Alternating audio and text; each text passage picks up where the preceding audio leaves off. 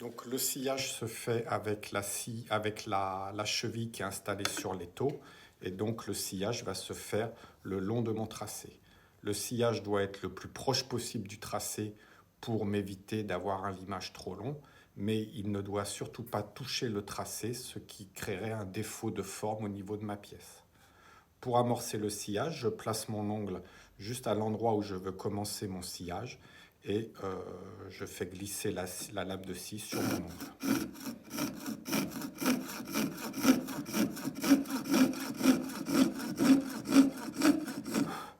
La main qui tient la scie doit tenir la scie de façon ferme mais sans forcer. Je dois rester décontracté, je ne dois pas sentir de tension forte au niveau de mon avant-bras.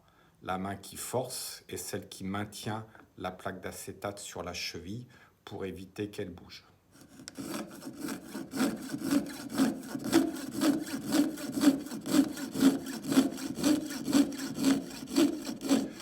Globalement, la main qui tient la scie effectue juste un mouvement de haut vers le bas. Le sciage se déroule au moment où je descends ma lame de scie. La lame de scie vient mordre le bord de l'acétate et vient faire avancer mon sciage. Il ne faut pas chercher à pousser sur la lame de scie, pousser vers l'avant. On doit juste effectuer un mouvement moteur de haut vers le bas en essayant de régulariser ce mouvement sur toute la longueur de la lame de scie.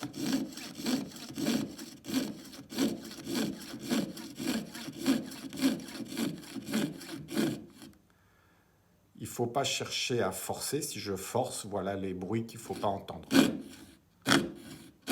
Voilà. Ici, on n'est pas sur un bon sciage puisque je cherche à pousser sur ma lame de scie. La lame de scie se bloque, ça veut dire que finalement votre lame n'est pas bien positionnée, votre cadre de scie n'est pas bien positionné par rapport au tracé, que votre lame a vrillé un petit peu. Donc il faut chercher par un mouvement du poignet à revenir dans l'axe. Faire attention à votre position lorsque vous sciez. Si vous voulez rester bien le long du trait et apprécier la distance entre votre lame et le trait, il est important que votre lame de scie ne cache pas le trait. Donc d'être positionné de telle sorte que je vois mon trait et derrière ma lame de scie.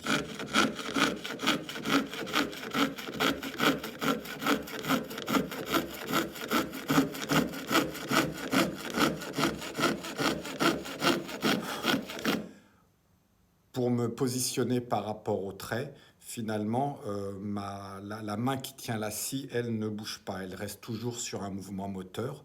La main qui va me diriger pour me rapprocher ou m'éloigner du trait est la main qui maintient la plaque. Voilà, ici, je m'éloigne du trait. Ici, je reviens parallèle à mon trait. Et ici, je me rapproche de mon trait.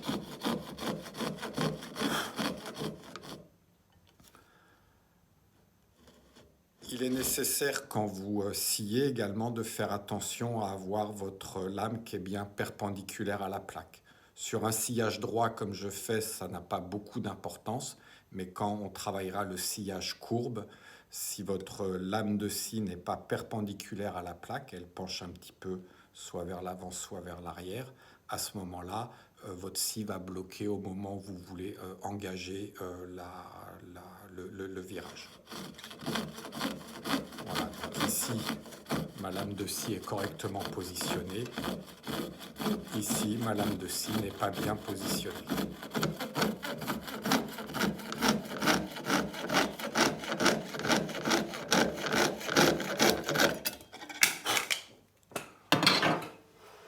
On peut apprécier donc la qualité du sciage et le positionnement de la lame de scie en regardant un petit peu les marquages laissés par la lame de scie sur l'acétate de cellulose. Si vos marquages sont bien perpendiculaires à la plaque, cela signifie que votre position de sciage était bonne.